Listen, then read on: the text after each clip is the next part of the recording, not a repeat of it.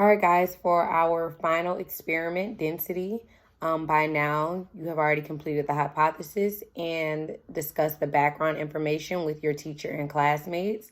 So now we will be following the procedures, doing it live.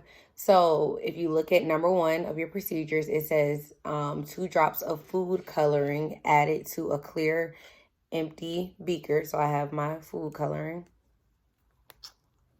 right here. I'm going to drop 1, 2. That was 3, but it's okay. A little heavy-handed today. All right, and then half of the container with vegetable oil. So here's the vegetable oil.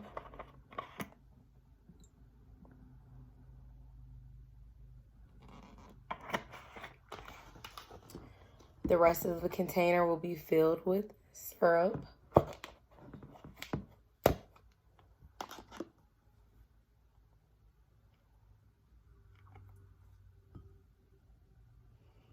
So right now you are observing how the mixture is mixing together so far. So I'll put it close to the camera so that you can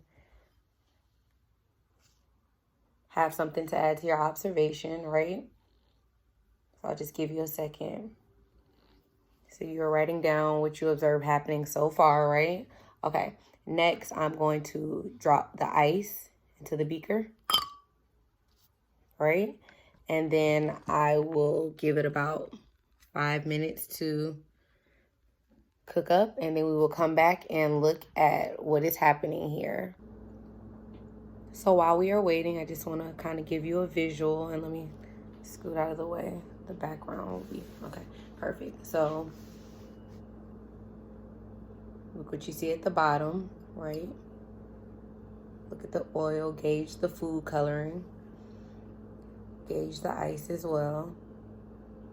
Still cooking, but I just want to give you the visual of what's happening.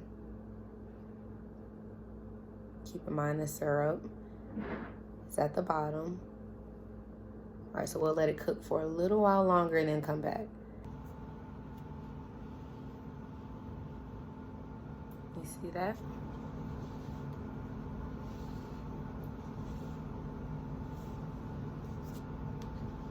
So what do we notice is floating to the top? Why do we think that?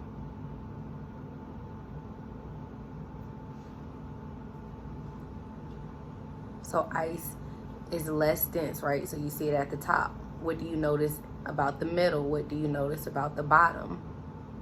Keep in mind our original ingredients were food coloring, vegetable oil, syrup, and ice.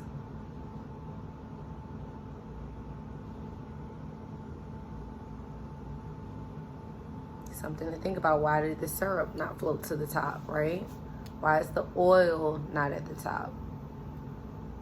So these are discussion topics that you can start having with your classmates now based on our density.